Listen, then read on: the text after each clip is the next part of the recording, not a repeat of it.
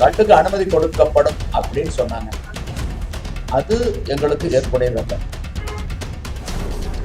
எதற்காக தமிழ்நாடு அரசிடம் கல்லுக்கு அனுமதி கேட்க வேண்டும்? காவலர்கள் தான் குற்றவாளி, தமிழ்நாடு அரசு தான் குற்றவாளி, கல் இறக்குவோர் அல்ல. ஆக எம்ஜிஆர் கல் ஆதரவாளர், ஜெயலலிதா கல் ஆதரவாளர். அப்புறம் இவங்க எதுக்கு எம்ஜிஆர் படத்தை போடுறாங்க? திருமாவளவன் அவர் கட்சியில வன்னியரசு அவர் சொன்னாரு, எங்க தலைவருக்கு உடன்பாடு இல்லைன்னு. இதுக்கடையில மதுவிலை கொண்டு வந்தாங்க, கல்லுக்கு தடை வச்சுட்டாங்க, கல்லு கிடைக்காம போச்சு. கொஞ்ச நாள் திருட்டுக்கல்ல குடிச்சுக்கிட்டு இருந்தாரு. இல்ல அரசியலமைப்பு சட்டம் என்ன சொல்லுது? அதை மறுக்கிறீங்களா? எந்த அடிப்படையில் நீங்க முதலமைச்சராக வந்திருக்கீங்க? Under what authority you are holding such an office as a chief minister of Tamil Nadu? வீரர்கள் மத்தியில கொட்டும் பணியில நடுங்கும் குளிர்ல ஒரு குரலை சொல்றாரு, மரம் மானம் மாண்ட வழிச்செலவு ஏற்றம் என நான் ஏமம் படைத்து. வாழ்க தமிழ், வளர்க தமிழ், எங்கும் தமிழ். எப்பொருள் யார் யார் வாய் கேட்பினும் அப்பொருள் மெய்ப்பொருள் காண்பது அறிவு. பாமரன் கேள்விகளும் பகுத்தறிவு பதில்களும் அதிரடி நேர்காணல் உங்கள் டிஎன் டிஜிட்டல் 24 சேனலில். டிஎன் டிஜிட்டல் 24 நேர்களுக்கு அன்பு வணக்கம். இன்று நம்மிடையே இணைந்திருப்பவர் மிகவும் பிரபலமான கல் இயக்க தலைவர் நல்லசாமி அவர்கள், விவசாய சங்க தலைவர். அவரிடம் கேட்பதற்கு நிறைய இருக்கிறது, அவர்கள் கேட்கலாம். ஐயா வணக்கம். வணக்கம். எப்படி ஐயா இருக்கீங்க? நல்லா இருக்கீங்களா? ஒரு மிகப்பெரிய நேற்று ஒரு மாநாடை வந்து பொள்ளாச்சியில நடத்தி முடிச்சிருக்கீங்க. என்னையா அதான் கருத்தரங்கம். அதுல வந்து பாத்தீங்கன்னா டிடிவி தினகரன் அவர்களா இருக்கட்டும், அண்ணாமலை அவர்களா இருக்கட்டும், இருவருக்குமே கல் கொடுத்து அருந்து வச்சிருக்கீங்க. பிளஸ் வந்து உங்களுக்கு சாதகமா 2 பேர்கிட்டயுமே வந்து இந்த தேசிய ஜனநாயக கூட்டணி வந்தா, ஆட்சிக்கு வந்த உடனே இந்த கல் வந்து விற்கப்படுறதுக்கு ஒரு இதை வந்து ஒரு உறுதிமொழி கொடுத்துட்டு போயிருக்காங்க. இதை பத்தி நீங்க என்னையா சொல்ல விரும்புறீங்க? அதை நாங்கள் வரவேற்கின்றோம், அதை நாங்கள் வரவேற்கின்றோம். தேசிய ஜனநாயக கூட்டணி ஆட்சி வந்தால் கல்லுக்கு அனுமதி கொடுக்கப்படும் அப்படின்னு சொன்னாங்க. அது எங்களுக்கு ஏற்புடையதல்ல. எதற்காக தமிழ்நாடு அரசிடம் கல்லுக்கு அனுமதி கேட்க வேண்டும்? நாங்கள் கேட்க வேண்டிய அவசியம் இல்லை. அது வந்து ஸ்டாலின் ஆட்சியில் இருந்தாலும் இல்ல அண்ணாமலையே முதலமைச்சரா இருந்தாலும் நாங்க கல்லுக்கு அனுமதி கொடுன்னு கேட்க மாட்டோம். இப்ப அனுமதி இல்லைன்றதுனாலதான், இப்ப உங்களுக்கு அனுமதி மறுக்கப்படுதுன்றதுனால நாங்க அனுமதிப்போம் அப்படின்னு அவர் சொல்லிருக்கலாம் இல்லையா? தடை நீக்குன்னு தான் கேக்குறோம். அனுமதிங்கிறது அரசியலமைப்பு சட்டம் 1950 ஜனவரி 26 நடைமுறைக்கு வந்தது. அந்த சட்டம் கொடுத்திருக்கும் உரிமைதான் கல் இறக்குவதும் பருகுவதும். கலப்படத்தை காரணம் காட்டி 1/1/87 தமிழ்நாடு அரசு இந்த உரிமையை பறித்துக் கொண்டது. The government of Tamil Nadu is the accused person, not the toady tapper. கல் இறக்குவோர் குற்றவாளி அல்ல. கல் இறக்குவோர் மீது நடவடிக்கை எடுக்கும் தமிழ்நாடு அரசு தான் குற்றவாளி. நாங்க அனுமதி கேட்கல, கட்டுக்கடையில் திறக்கணும்னு கேட்கல. கட்டுக்கு தடையும் கூடாது, கடையும் கூடாது. அரசியலமைப்பு சட்டம் 47வது பிரிவின் படி, அந்த அரசியலமைப்பு சட்டத்தின் படிதான தமிழ்நாடு முதலமைச்சர் சத்தியவாக்கு பிரமாணம் எடுத்து அந்த பொறுப்புல நாற்காலியில் அமர்ந்திருக்காரு. அதை மதித்து நடக்க வேண்டிய கடமை பொறுப்பு அவருக்கு உண்டா இல்லையா? அதான் நாங்க அது அண்ணாமலையா இருந்தாலும் ஒண்ணுதான், ஸ்டாலினா இருந்தாலும் ஒண்ணுதான். தடை நேர்ந்த கட்டுக்கு தடையும் கூடாது, தடையும் கூடாது. இந்த புரிதலோட இருங்க. இப்ப சமீபத்துல கூட ஒரு சோசியல் மீடியால வைரல் ஆச்சு. இந்த கல் மேல வந்து பானை கட்டுறவங்க எல்லாம் இந்த போலீஸ் வந்து உடைச்சது. இது வந்து இதெல்லாம் சரியா? இது வந்து இந்த அரசியலமைப்பு பிரகாரமே வந்து தவறு அப்படின்னு சொல்லி ஒரு வீடியோ எல்லாம் போச்சு. இது இன்னும் பல கிராமங்கள்ல நடந்துட்டு இருக்கா? போலீஸ் வந்து மேல கலையை உடைக்கிறதெல்லாம். கலையத்தை உடைக்க சொல்லி சட்டத்துல எங்க இடம் இருக்கு? தமிழ்நாடு அவங்க பேசுறாங்க. பிரிவு கலையத்தை உடைக்க சொல்லுது, பாளைய வெட்ட சொல்லுது, சேதப்படுத்த சொல்லுது. நீங்க யாரு? தண்டனை கொடுக்கறதுக்கு நீங்க யாரு? காவல்துறை யாரு? அது நீதிமன்றத்தினுடைய கடமை பொறுப்பு. நீங்க செய்யறத வந்து அதிகார போர்வை செய்யும். Act done under the colour of the office.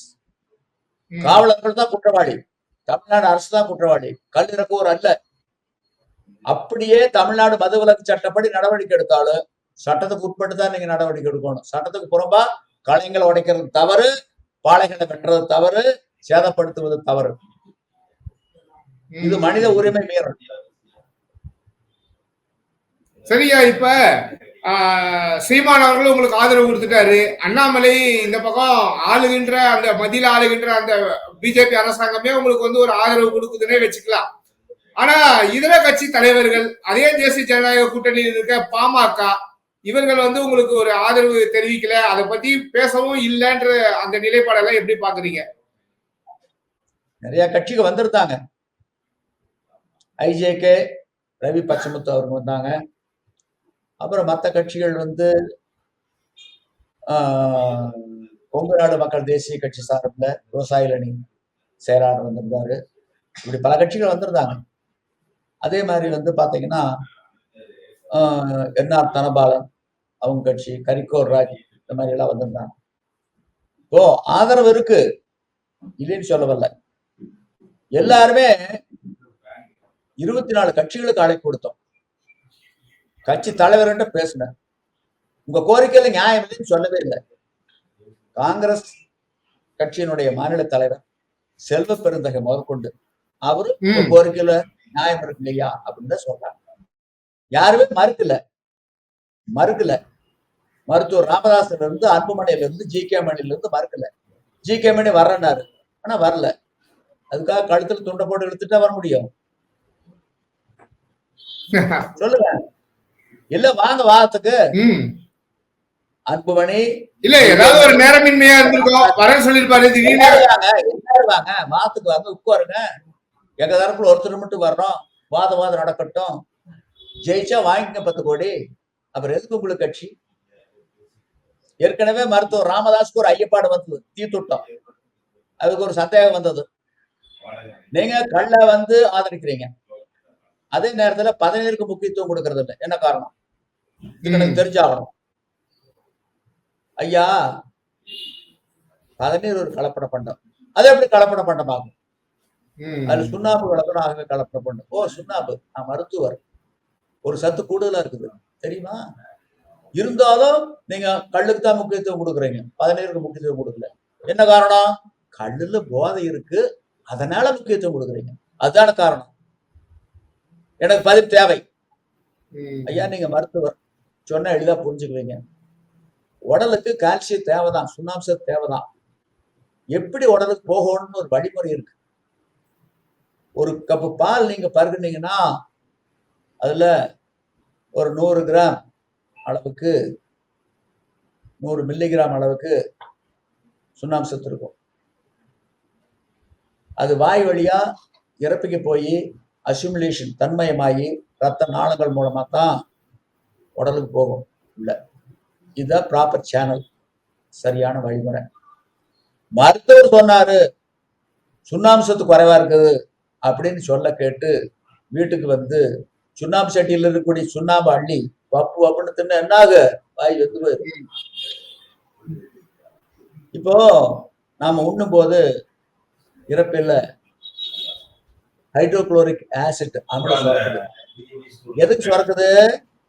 அந்த உணவுல இருக்கக்கூடிய கிருமிகளை கொள்றதுக்கும் உணவு ஜீரணிக்கிறதுக்கும்.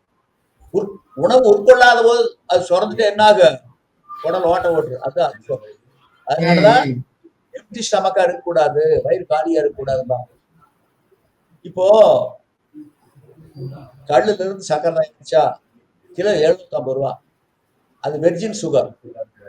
அதே சுண்ணாம்பு கலந்துட்டா, 17 ஆக்கிட்டா, அதுல இருந்து சக்கரை தயாரிச்சா it is an adulterated sugar, கலப்பட சர்க்கரைங்கிறாங்க. அது 250 ரூபாய்க்கு போகுது. கல்லு தயாரிச்சு 750. இது எங்களுக்கு ஆதாயம். அதுக்கு பின்னாடி ஒரு கல்லை பத்தி வாய் திறக்கிறது வர வேண்டியதானே, வர வேண்டியதானே. இல்லைங்க, ஏதாவது ஒரு ஜி.கே. மணி அவர்களுக்கு ஏதாவது ஒரு நேரமின்மையா திடீர்னு ஏதாவது ஒரு காரணம் வந்திருக்கலாம், அதனால வரனாரு. ஏன் வரலன்னு தெரியல. அதுக்கு முன்னாடி தொடர்பு கொண்டோம், போன் எடுக்கவே இல்லை. அதுக்கு மேல நாங்க என்ன பண்ண முடியும்? என்ன பண்ண முடியும்? சரவணன் குறிச்சு வச்சுக்கோ, 4ஆம் தேதி அங்க போகணும், குறிச்சு வச்சுக்கணும்னு சொன்னாரு. வரலன்னு நாங்க என்ன பண்ண முடியும்? இது அவங்களோட நிலைப்பாடு. அதிமுக நிலைப்பாடு எப்படி பாக்குறீங்கய்யா? அதிமுக நிலைப்பாடு அதிமுக அவங்களுக்கு கடிதம் எழுதணும். கிட்டத்தட்ட ஒரு 7-8 கடிதம் எழுதிட்டோம் எல்லாத்துக்குமே, 24 கட்சிகளுக்கும். அதிமுக பொதுச் செயலாளர் எடப்பாடி பழனிசாமி போய் பார்த்தோம். உங்களுக்கு நீங்க இந்த கருத்தரங்கில் கலந்துக்கலைன்னா விவசாயிகள் மத்தியில ஒரு அதிர்ச்சி ஏற்படும், உங்களுக்கு ஒரு பின்னடைவு ஏற்படும் அப்படின்னு சொல்லிட்டு வந்தோம். அதுக்கு மேல நாங்க என்ன சொல்ல முடியும்? பாக்குறோம்னாரு. நீங்க வராவுனா பரவாயில்ல, அங்க பொள்ளாச்சியில் இருக்கக்கூடிய உள்ளூர்ல இருக்கக்கூடிய சட்டப்பேரவை உறுப்பினர் திரு ஜெயராமன் அவர்கள் அனுப்பி வைங்க, அது கூட போதும்னு கேட்டுக்கிட்டோம். எந்த பதிலும் இல்லை, வரல. அதுக்கு நாங்க என்ன பண்ண முடியும்? நாங்க என்ன பண்ண முடியும்? இல்ல உன வாங்க வாரத்துக்கு எம்ஜிஆர் ஒரு கல் ஆதரவாளர், அது எடப்பாடி பழனிசாமி தெரியாது. நான் ஏன் பிறந்தேன் அவருடைய சுயசரிதையில எம்ஜிஆர் பதிவு பண்றாரு. நான் சிறுவனாக இருந்த போது நோய்வாய்ப்பட்டிருந்தேன், மருத்துவருடைய ஆலோசனைப்படி கல்லை பருகி வந்த காரணத்தால் நோயிலிருந்து மீண்டு பதிவு பண்ணியிருக்காரு. ஜெயலலிதா ஒரு கல் ஆதரவாளர். 2011 கோவை மாவட்டம் பொள்ளாச்சியில் நடந்த ஒரு பொதுக்கூட்டத்துல கல்லுக்கு வைத்திருக்கக்கூடிய தடையை நீக்கி அறிவிப்போம்னு சொன்னாங்க. அதுக்கு முன்னாடி என்னை பார்க்கணும்னாங்க, ஈரோடு வந்தாங்க, ஹெலிகாப்டர்ல இறங்கினாங்க. 2 முன்னாள் அமைச்சர்கள் என்ன அழைச்சிட்டு போனாங்க, வந்தாங்க. அம்மா, பொள்ளாச்சி பொதுக்கூட்டத்துல கல்லுக்கு வைத்திருக்கக்கூடிய தடையை நீக்கி அறிவிப்போம் சொல்லியிருக்கீங்கம்மா, மக்கள் மத்தியில் ஒரு வரவேற்பை பெற்றிருக்கின்றது, இது வாக்காக மாறும், இந்த தேர்தலில் நீங்கள் வெற்றி பெறுவீர்கள், முதலமைச்சர் ஆவீர்கள், வாழ்த்துக்கள் வாழ்த்துக்கள் வாழ்த்துக்கள், நன்றி நன்றி நன்றின்னு சொல்லிட்டு போனாங்க. அம்மா ஆக எம்ஜிஆர் கல் ஆதரவாளர், ஜெயலலிதா கல் ஆதரவாளர். அப்புறம் இவங்க எதுக்கு எம்ஜிஆர் படத்தை போடுறாங்க, எதுக்கு ஜெயலலிதா படத்தை போடுறாங்க? அம்மாச்சி அம்மாச்சி அம்மாச்சி. ஆனா உங்களுக்கு எடப்பாடி அவர்கள் எந்த உறுதிமொழியும் கொடுக்கலையோ? இப்ப அண்ணாமலை அவர்கள் ஒரு உறுதிமொழி கொடுக்கல. ஒரு காலகட்டத்துல வைகோ வந்து கல்ல ஆதரிச்சாரு, எங்களை பேச வச்சாரு மேடையில, தேர்தல் அறிக்கை சொன்னாரு. சசி பெருமாள் இறந்துட்டாரு, இறுதிச் சடங்கு இரங்கல் கூட்டம் சேலம் மாவட்டத்தில் நடந்தது, அவர் சொந்த ஊர்ல இளம்பிள்ளையில. அப்ப நாங்க 5 பேர் போய் ஒரு மலர்மலை வச்சிருந்தோம், ஒரு பெரிய மேடை. அதுல முத்தரசன், ஈவிகேஸ் இளங்கோவன், குமரேனந்த, வைகோ, திருமாவளவன் எல்லாம் இருந்தாங்க. ஒரு 5000-6000 பேர் கூட்டம். நாங்க போய் மலர்மலை வச்ச உடனே வைகோ முழங்கினார், கல் இயக்கத்தை சார்ந்தவர்கள் இங்கே வந்திருக்கின்றார்கள், கல்லை பற்றி யாரும் வாய் தரக்கூடாதுன்னாரு. துக்கமா இருக்குது, இளவுக்கு வந்த இடத்துல இப்படி ஒரு சோதனையான எடுத்து கொடுத்தோம். வாங்க வாரத்துக்கு வாங்கி பத்திரிகையோட நண்பர்கள் நேரடி ஒளிபரப்பு வசதியாக வந்திருக்காங்க அப்படின்னு எடுத்து கொடுத்த உடனே நண்பருடைய மனது புண்படும்படி பேசிவிட்டே வருத்தப்படுகிறேன், எஸ்கேப் போயிட்டாரு. வரச்சொல்லுங்க வைகோ, துறை வைகோவே அழைச்சிட்டு வர சொல்லுங்க. திருமாவளவன் அவர் கட்சியில வன்னியரசு அவர் சொன்னாரு, எங்க தலைவருக்கு உடன்பாடு இல்லைன்னாரு. உடன்பாடு இல்லைன்னு வாங்க வாரத்துக்கு வாங்கி அப்படி எதுக்கு உங்களுக்கு கட்சி, விடுதலை சிறுத்தைகள் கட்சி எதுக்கு தலைவர் பதவி? நீங்க தப்பு பண்றீங்க. மகளிர் மது ஒழிப்பு மாநாடு நடத்தினீங்கல்ல, பெரியாரு கட் அவுட் வச்சீங்கல்ல, பெரிய அளவுல விளக்கு கொடுத்தீங்கல்ல. பெரியார் மது எதிர்ப்பாளர், கல் எதிர்ப்பாளர், ஆகவே கட் அவுட்னு சொன்னீங்கல்ல. நாங்க சொல்றோம், தந்தை பெரியார் கல் ஆதரவாளர், மது ஆதரவாளர். அவர் சொல்றாரு, 22/1/1963 கும்பகோணத்துல மது வேண்டுவோர் மாநாட்டில் கலந்து கொண்டு தலைமையுரையாற்றுகின்ற பொழுது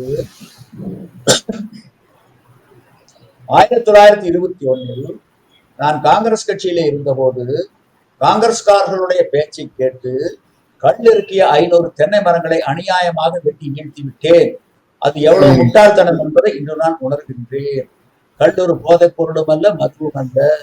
இறக்கிய கல்லை மரத்தடியிலேயே குடிப்பதற்கு கொடுத்து விட்டால் எந்த பாதிப்பும் இருக்காது. கல்லுக்கு ஏலம் கடை என்று இருந்தால்தான் கலப்படம் போன்ற தவறுகளுக்கு வாய்ப்பு இருக்கும். கல் மீதான ஆளுமையை அரசு கைவிட வேண்டும். என்னுடைய தங்க கண்ணம்மானுடைய கணவர் மாப்பிள்ளை நாயக்கரு அதிசார வயிற்றுப்போக்கு நோயால் அவதிப்பட்டு இருந்தாரு. கள்ள குடிச்சா நல்லதுன்னு மருத்துவர் சொல்ல கேட்டு குடிச்சுக்கிட்டு இருந்தாரு. நோயினுடைய அறிகுறி வெளியே தெரியவே இல்லை. இதுக்கிடையில மதுவிலை கொண்டு வந்தாங்க, கல்லுக்கு தடை வச்சுட்டாங்க, கல்லு கிடைக்காம போச்சு. கொஞ்ச நாள் திருட்டுக்கல்ல குடிச்சுக்கிட்டு இருந்தாரு. அது கேவலம்னு சொல்லி கல்லு குடிக்கிறத நிறுத்திட்டாரு. நோய் முத்தி போய் 5 வருஷத்துக்கு முன்னாடி செத்து போயிட்டாரு. கல்லுக்கு தடை விதிக்காமல் இருந்திருந்தால் அவர் இன்னும் உயிரோடு இருந்திருப்பார். திருமாவளவன் சட்டம் படிச்சது தானே. அதே அரசியலமைப்பு சட்ட பிரதியை இப்படி தூக்கி குடிச்சுக்கிட்டு பாராளுமன்றத்துல பதவி பிரமாணம் எடுத்துக்கிட்டாருல்ல. சரி, அவர் கேக்குறோம், ஒரு உயில் 1000 உயில் எழுதலாம். எந்த உயில் செல்லும்? இறக்கறதுக்கு முன்னாடி கடைசியா எழுதப்பட்ட உயில் தான் செல்லும். 1921 அவர் சொன்னது செல்லுமா? 1961 சொன்னது செல்லுமா? இந்த புரிதல் திருமாவளவனுக்கு இல்லை. இந்த புரிதல் இல்லாம தான் பாராளுமன்றத்துல பேசுறாரு, இந்தியா முழுமைக்கும் மதுவிலை கொண்டு வர வேண்டும். அப்ப என்ன சொன்னாங்க? யோ, பாராளுமன்றத்துக்கு அதிகாரம் கிடையாது, இது மாநில அரசனுடைய அதிகார பட்டியல். சட்டப்பேரவை உறுப்பினர்கள் இருக்காங்கல்ல, தமிழ்நாடு சட்டப்பேரவையில் பேச சொல்லுங்க, எங்கேயா பேசுறீங்கன்னு கம்பெனி. சரி, அவரை வர சொல்லுங்க, வாரத்துக்கு உடன்பாடு இல்லைங்கிறாங்கல்ல, வர சொல்லுங்க, வாங்கிட்டு 10 கோடி. அப்புறம் எது கட்சி? இடதுசாரிகள் அவங்க பேசணும். மாவட்ட அமைப்புல இருக்கிறவங்க அனுப்புறாங்க, அனுப்பி என்ன பண்ண முடியும்? கட்டி எடுத்துட்டு வர முடியும். காங்கிரஸ் கட்சி ஐயானுக்கு உடன்பாடு உண்டு, நான் சொல்றேன் ஐயா, அவர்கள் அதுக்கு பின்னாடி பதில் இல்லை. 10-15 சபார் எழுதியாச்சு, எதுக்கும் பதில் இல்லை. இல்ல, ஆனா இதுல மெயின் என்னன்னு பாத்தீங்கன்னா, ஒரு கடை இருக்கு, ஒரு டாஸ்மார்க் இருக்கு, ஏதோ கலப்படம் ஆச்சுன்னா உடனே கண்டுபிடிச்சிடலாம். ஆனா இது விவசாயிகள் கலப்படம் ஆச்சுன்னா எந்தெந்த ஊருன்னு போய் நாங்க கண்டுபிடிக்கிறது அப்படின்றது ஒரு மிகப்பெரிய ஒரு கேள்வியாவே முன்வைக்குது அரசாங்கம். பக்கத்துல பாண்டியில கலப்படத்தை கட்டுப்படுத்துறாங்கல்ல, கேரளாவில் கட்டுப்படுத்துறாங்கல்ல, ஆந்திராவில, தெலுங்கானாவில, அண்டை மாநிலங்கள்ல, உலக அளவுல கட்டுப்படுத்துறாங்கல்ல. அங்க எல்லாம் கலப்படத்தை கட்டுப்படுத்திக்கிட்ட பொழுது எங்களால் மட்டும் கலப்படத்தை கட்டுப்படுத்த முடியவில்லை என்றால் தமிழ்நாடு அரசு ஆளுமை இல்லாத அரசா? ஆளுமை இல்லாமல் போனால் ஏன் அந்த முதல்வர் நாற்காலியில் நீங்கள் அமர்ந்திருக்கின்றீர்கள்? இறங்குங்கள், கீழே இறங்குங்கள். அந்த கலப்படத்தை கட்டுப்படுத்தக்கூடிய ஆளுமை உள்ளவர் ஆட்சியில் அமரட்டும். எதில் கலப்படம் இல்லை?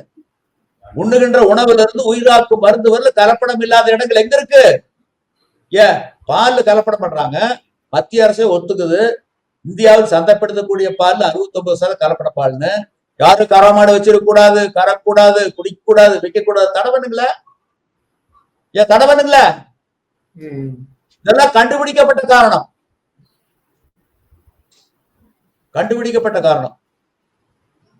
இல்ல. அரசியலமைப்பு சட்டம் என்ன சொல்லுது? அதை மதிக்கிறீங்களா இல்லையா? எந்த அடிப்படையில் நீங்க முதலமைச்சராக வந்திருக்கீங்க? Under what authority you are holding such an office as a chief minister of Tamil Nadu? அரசியலமைப்பு சட்டப்படி சத்தியவாத பிரமாணம் ரகசிய எடுத்தானே வந்திருக்கீங்க. அந்த அரசியலமைப்பு சட்டத்தை மதித்து நடக்க வேண்டிய கடமை, பொறுப்பு முதலமைச்சருக்கு உண்டா இல்லையா? இல்லை என்றால் உங்களை எப்படி நாங்கள் முதலமைச்சராக ஏற்றுக்கொள்வது? சரி, ஒரு மரத்துக்கள்ல 48 நாட்கள் ஒரு மண்டலம் தொடர்ந்து பருகி வந்தால் பல நோய்கள் குணமாகும். இது மருத்துவம். கல்லுக்கு ஏலம் கடை என்று இருந்தால் ஒரு மரத்து கல்லு கிடைக்குமா? வாய்ப்பே இல்லை. பல மரத்து கல்லு தான் கிடைக்கும். அதுவும் அது கலப்படப்படாத இருக்கும். அப்படி ஒரு நிலை வருகின்ற பொழுது அரசியலமைப்பு சட்டம் 47வது பிரிவில் சொல்லப்பட்டிருக்கும், except for medicinal purposes of intoxicating drinks, drugs which are injurious to health, இந்த வரி பொருளுக்கு போய்விடுகின்றது. ஆகவே அரசியலமைப்பு சட்டப்படி கல்லுக்கு தடையும் கூடாது, கடையும் கூடாது. கைவிட்டு தூக்கி பிடிச்சிட்டு 39 பேர் நாடாளுமன்றத்துல பதவி ஏத்துக்கிட்டாங்க. கையில முடிச்சிருந்த அரசியலமைப்பு சட்டமே செங்கல்ல.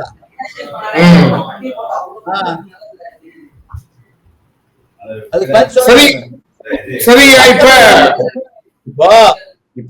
இப்போ எம்ஜிஆர் காலத்துல 187 தடை கொண்டு வந்தாங்க.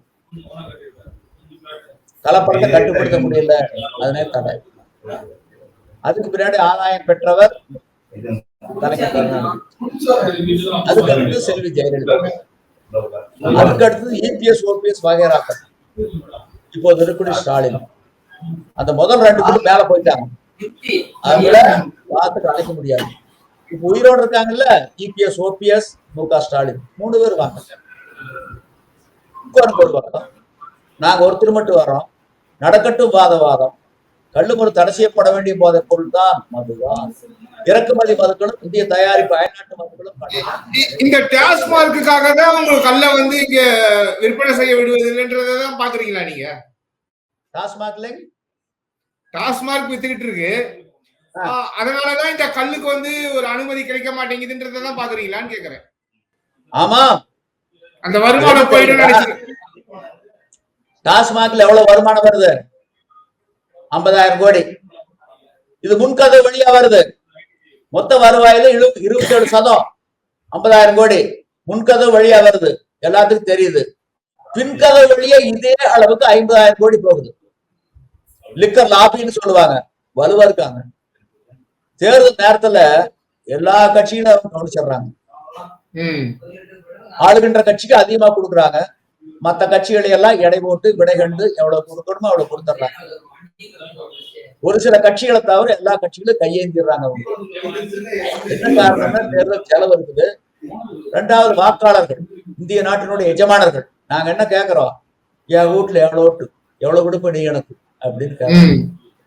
அந்த தொகையை வாங்கி ஒரு தொகை தேர்தல் செலவுக்கு வச்சுக்கிட்டு இன்னொரு பகுதியை எங்களுக்கு ஓட்டுக்கு பணமா கொடுக்குறாங்க. இந்த சுழற்சியில வந்துட்டு இருக்காங்க. தேசிய கட்சி, மாநில கட்சி எல்லாமே சாராய பணக்குள்ள போந்துட்டு இருக்காங்க. இப்ப நீங்க தமிழ்நாட்டு அரசியலையும் கொஞ்சம் உற்று நோக்கிட்டு இருப்பீங்கன்னு நினைக்கிறேன். இதுல பாத்தீங்கன்னா உங்களுக்கு மும்மொழி கொள்கை ஒரு பிரச்சனை போயிட்டு இருக்கு, சரிங்களா? இதுல இருமொழி கொள்கை தான் ஒரு ஸ்டாண்ட்ல வந்து தமிழக அரசு நின்றுட்டு இருக்கு. இது பாத்தீங்கன்னா அண்ணாமலை என்ன ஒரு குற்றச்சாட்டு வைக்கிறாருன்னா, நீங்க தான் நிறைய சிபிஎஸ்இ பள்ளி நடத்துறீங்க, அதனால இங்க வந்து இந்த மும்மொழி கொள்கையை விட மாட்டேங்கிறீங்க, அரசு குழந்தைகள் பாவம்னு அவர் வந்து அதிகாரப்பூர்வமா சொல்றாரு. அதே போல இந்த டாஸ்மார்க்கும் நீங்க வந்து நடந்ததுக்கு காரணம் எல்லாம் நீங்க தான் கம்பெனி நடத்துறீங்கன்னு ஒரு குற்றச்சாட்டு வைக்கிறாரு. இதை பத்தி உங்களுடைய பார்வை என்ன?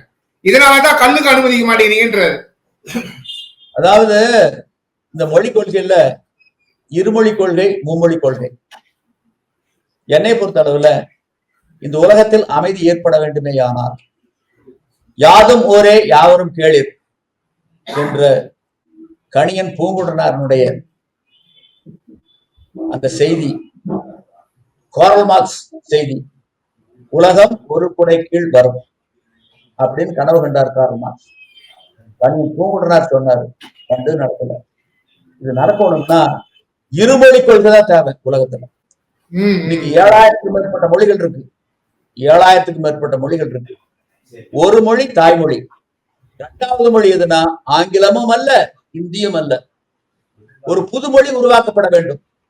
இந்த 7000 மொழிகள்ல இருந்து நல்ல சொற்களை எடுத்து, நல்ல எழுத்துக்கள் எடுத்து ஒரு புது மொழியை ஐக்கிய நாடுகள் சபை உருவாக்க வேண்டும். அதுதான் காலப்போக்கில் ஐக்கிய நாடுகள் சபையில் ஆட்சி மொழியாக இருக்க வேண்டும். பொதுவான மொழி வருகின்ற பொழுது, அப்படி ஒரு நிலை வருகின்ற பொழுது உலகத்தினுடைய தொடர்பு நல்லா இருக்கும், உலகத்தில் அமைதி இருக்கும். ஆகவே இருமொழி கொள்கைக்கு தான் தேவை. ஒண்ணு அவர்களுடைய தாய்மொழி, 2வது உலக பொதுமொழி, அது ஆங்கிலமும் அல்ல இந்தியும் அல்ல. அதுதான் சரியா. இல்ல ஐயா, இப்ப நீங்க இந்த யாதும் ஊரே யாவரும் கேளீர் அப்படின்னு சொல்லும் போது நமக்கு வந்து டக்குன்னு வந்து என்ன ஞாபகம் வருது அப்படின்னா, நம்ம மோடி அவர்கள் வந்து ஐநா சபையில இத வந்து சொல்லியிருக்காரு. போற இடம்லாம் தமிழை பத்தி உயர்வாதான் சொல்றாரு. அப்படி இருந்தும் இங்க ஒரு எதிர்ப்பு ஏன் வருது, கிளம்புதுன்னு நீங்க பாக்குறீங்க? இல்ல, என்னுடைய நிலைப்பாடு என்னன்னா இருமொழி கொள்கை தேவை.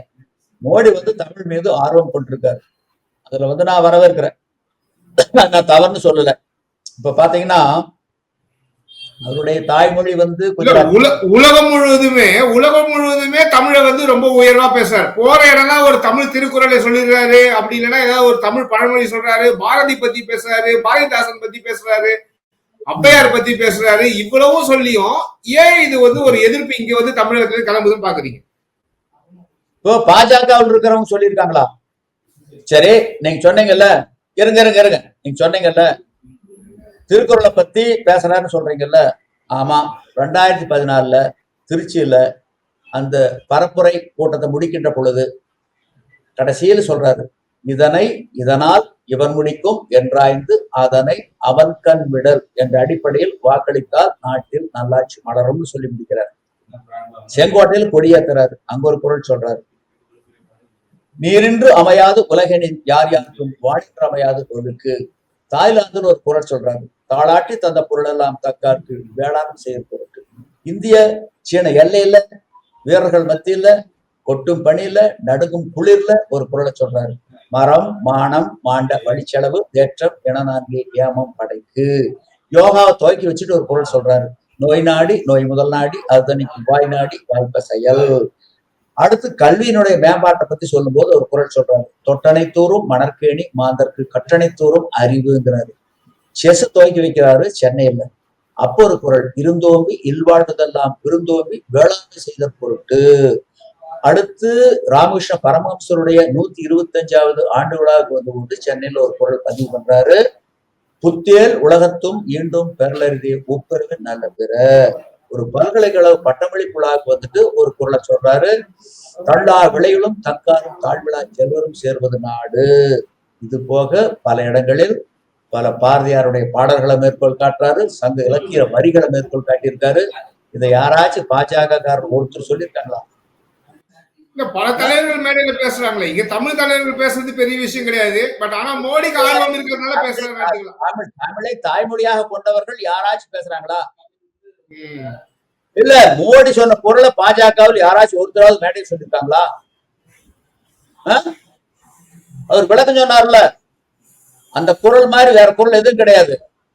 ஒரு இந்திய சீன எல்லையில நடுங்கும் குளிர்ல கொட்டும் பணியில பதட்டமான ஒரு சூழல்ல ஒரு குரலை சொல்றாரு, விளக்கமும் சொல்றாரு, மரம் மானம் மாண்ட வழிச்செலவு ஏற்றம் என நான்கு ஏமம் படைக்கு.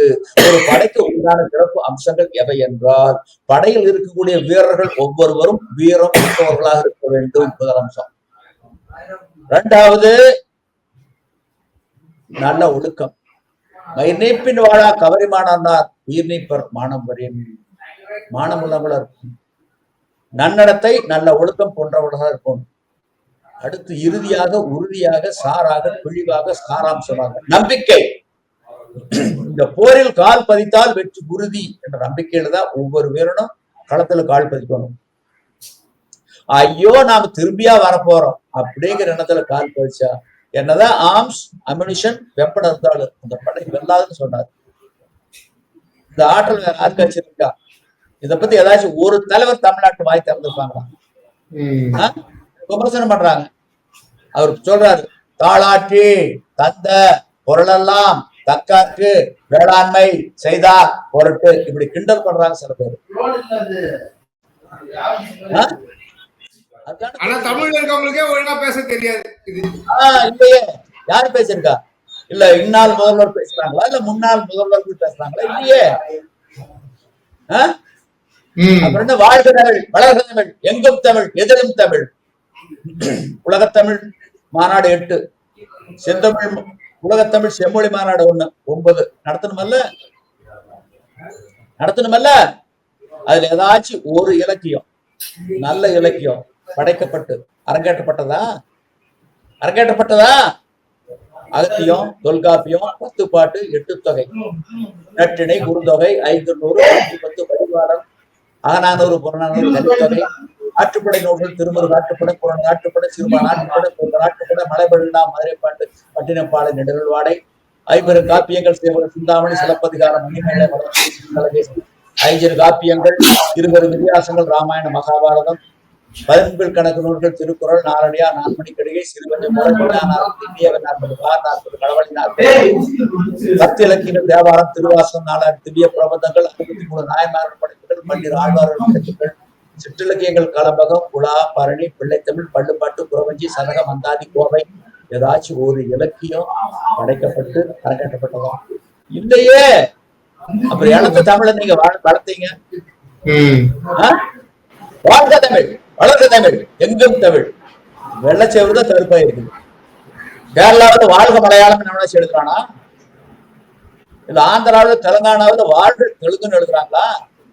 இந்த தமிழ்நாட்டில மட்டும் இல்ல வாய்ச்சொல் வீரர்கள் வாய்ச்சொல் வீரர் தான் அப்படின்னு வாயில மட்டும் தான் தமிழ் வளருதுன்னு சொல்றாங்கன்றீங்களா? அவ்வளவுதான், வாயில தான் தமிழ் எங்க வாழுது, வாயில தான் வாழுது. மோடி அளவு கூட இங்க வாழல இல்ல, இதுதான் உங்களுடைய கருத்து. தமிழர் இல்ல தமிழர்களுக்கு. சரிங்க ஐயா, இப்ப இந்த கடைசியா இந்த வெயில் காலம் வந்துருச்சு. நீங்க எப்பயுமே இந்த காவிரியை எதிர்நோக்கியும் முல்லை பெரியார்ல எதிர்நோக்கியும் தான் இங்க ஒரு வாழ்வாதாரம் இந்த விவசாயிகளுக்கு ஆகி போச்சு. இந்த வருஷமாவது சரியான ஒரு பகிர்வு கிடைக்கும் பாக்குறீங்களா? காவிரியை பொறுத்த அளவுல பாத்தீங்கன்னா நடப்பு தண்ணீர் ஆண்டுல 3 முறை மேட்டூர் அணை முழு கொள்ளளவை எட்டியது. இருந்தாலும் குறுவை சாகுபடி சாத்தியமாகவில்லை. இதற்கு என்ன காரணம்? தீர்ப்பில் இருக்கக்கூடிய தவறு காரணமா, இல்ல கர்நாடகா தீர்ப்பை மதித்து உரிய நீரை மாதாந்திர அடிப்படையில் தமிழ்நாட்டுக்கு விடுவதற்கு தவறியது காரணமா, இல்ல காவிரி மேலாண்மை ஆணையம் ஒழுங்காற்றுக்குழு செயல்பாடு சரியில்லாதது காரணமா, இல்ல மத்திய அரசு உச்சநீதிமன்றத்தினுடைய பாராமுகம் ஒரு காரணமா? இதை பத்தி ஏதாச்சும் சட்டப்பேரவையில் விவாதிச்சாங்களா? இல்ல பாராளுமன்றத்தில் 40 பேர் போயிருக்காங்கல்ல, யாராச்சும் வாய் திறந்தாங்களா? நடப்பாண்டுல 3 முறை முழு கொள்ளளவை எட்டியும் குறுவை சாகுபடி சாத்தியம் இல்லையே அப்படின்னு கேட்டாங்களா? இல்லையே. யார் அந்த சார்? அதான் முக்கியம். Kaveri is our lifeline. என்ன சொல்றேன்னா, இத்தனைக்கு காரணம் தீர்ப்பில் இருக்கக்கூடிய தவறுதான் காரணம். 28 ஆண்டு கால சட்ட போராட்டம், அதுக்கு பின்னாடி 7 ஆண்டுகள், கடந்த 35 ஆண்டுகள்ல கர்நாடகா எப்ப தமிழ்நாட்டுக்கு தண்ணி திறந்துட்டாங்க? இனிமேல் தேக்கினால் கர்நாடக நீர்த்தேக்கங்கள் உடையும். அணைகளுடைய பாதுகாப்பு கருதி தமிழ்நாட்டை வடிகால அமைச்சு திறந்துட்டாங்க. தமிழ்நாடும் புதுச்சேரியும் காவிரியில் கடைமடை உரிமை பெற்ற மாநிலங்கள்னு நேற்று திறக்கல, இன்னைக்கு திறக்கல, நாளைக்கு திறக்க போறதில்லை. இதுக்கு என்ன காரணம்னா தீர்ப்புல இருக்கக்கூடிய தவறுதான் காரணம். 28 ஆண்டு கால சட்ட போராட்டம், திமுக அண்ணா திமுக மாறி மாறி வழக்கு நடத்தினீங்கல்ல, எந்த இலக்கை நோக்கி இந்த வழக்கை நடத்தினீங்க? தினந்தோறும் நீர் பங்கீடு என்ற இலக்கை முன்னிறுத்தி வழக்கு நடத்தப்பட்டு ஒரு தீர்ப்பை பெற்றிருந்தால் கர்நாடக காவிரியில் வரக்கூடிய நீரை தீர்ப்பின் விகிதாச்சாரப்படி, என்ன விகிதாச்சாரம்? கர்நாடகாவுக்கு 284.75 டிஎம்சி, தமிழ்நாட்டுக்கும் புதுச்சேரிக்கு 177.25 டிஎம்சி, கேரளாவுக்கு 21 டிஎம்சி. இந்த விகிதாச்சார அடிப்படையில் வரக்கூடிய நீரை எப்படி பெட்ரோல் டீசல் விலையை தினந்தோறும் நிர்ணயம் செய்து அறிவிக்கின்றார்களோ அதை போல கர்நாடக காவிரியில் வரக்கூடிய நீரை தினந்தோறும் பங்கிட்டு தினந்தோறும் தமிழ்நாட்டுக்கும் புதுச்சேரிக்கும் உண்டான நீர் காவிரி ஆற்றின் வழியாக மேட்டூர் அணைக்கு கொண்டு வரப்பட்டு சேமிக்கப்படுவதாக இருந்திருந்தால் நடப்பு தண்ணீர் ஆண்டுல இந்த வருஷமாவது கிடைக்கும் பாக்குறீங்களான்னு கேக்குறேன் நான். இந்த வருஷம் கிட்டத்தட்ட தண்ணி இருக்கும் 100 அடிக்கு மேல. திறந்தாலும் மாதாந்திர அடிப்படையில் தமிழ்நாட்டுக்கு உண்டான உரிமையை கொடுத்தால் மட்டுமே சாத்தியமாகும். இல்லாவோனா குருவை பொய்த்து போகும். இதுதான் உண்மை. இதுக்கு என்னன்னா, இந்த 35 ஆண்டுகள்ல கர்நாடகா தீர்ப்பு மதிச்சு தண்ணி விடல. ஆகவே இந்த தீர்ப்பு என்பது ஒரு ஏட்டு சுரைக்காய் காணல் நீர் மாயமா. இந்த தீர்ப்பு திருத்தப்பட வேண்டும். தினந்தோறும் நீர் பங்கீடு ஒன்றுதான் இதற்கு தீர்வு அப்படின்னு சொல்லி தமிழ்நாடு அரசு காவிரி மாதந்தோறும் விட்டாலும் போதும் இல்லையா? உங்களுக்கு தினந்தோறும் விடுறதை விட மாதத்துக்கு ஒரு தடவை திறந்து விட்டா கூட உங்களுக்கு ஒரு நல்ல ஒரு இது தானே கிடைக்கும். எப்படிங்க யார் போய் திறந்து விடுறது?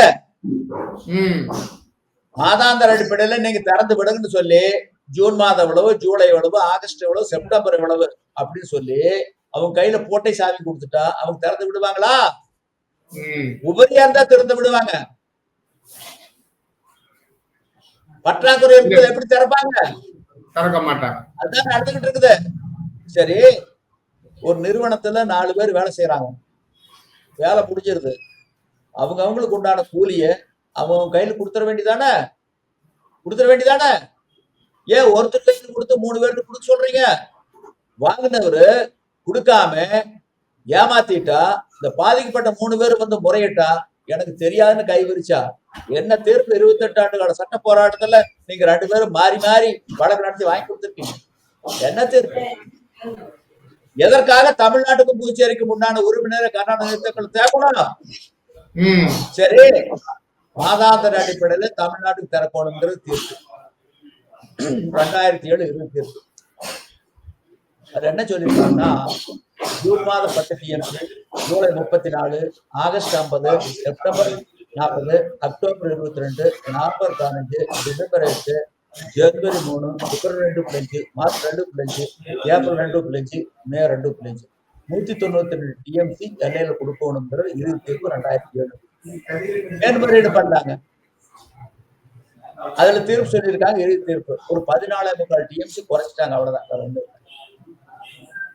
அந்த மாதாந்திர அடிப்படையில் கொடுக்க வேண்டிய தண்ணீரை கொடுத்திருந்தால், கொடுப்பதாக இருந்திருந்தால் பொய்த்து போகுமா? பொய்த்து போக. தமிழ்நாட்டுக்கு வேண்டிய தண்ணீரை, தேவையான நீரை மாதாந்திர அடிப்படையில் கர்நாடக நீர்த்தாக்கள்ல இருந்து தமிழ்நாட்டுக்கு கொடுத்துட்டாங்க.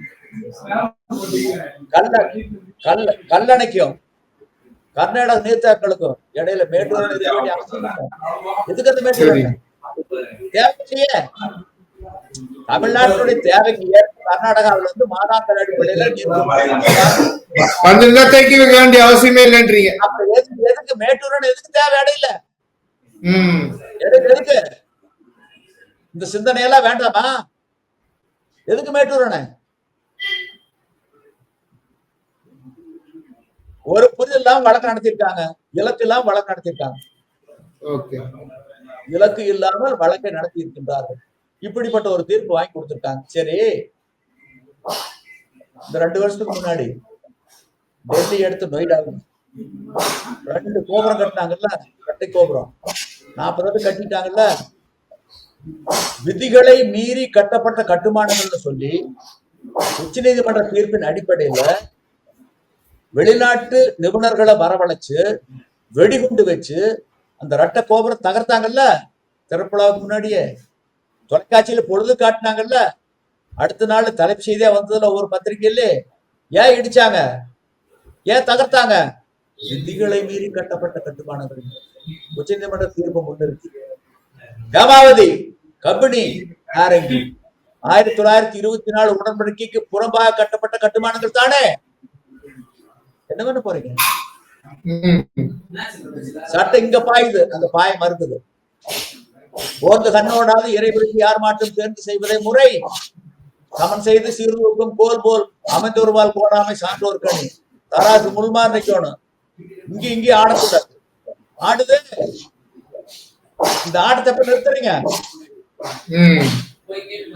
சரிங்க. உங்க இந்த 26 தேர்தலையாவது உங்க எண்ணங்கள் எல்லாம் நல்ல எண்ணங்கள் ஈடேறதுக்கு ஒரு நல்ல ஆட்சி அமையும் அப்படின்னு சொல்லி நம்ம பாக்குறோம்.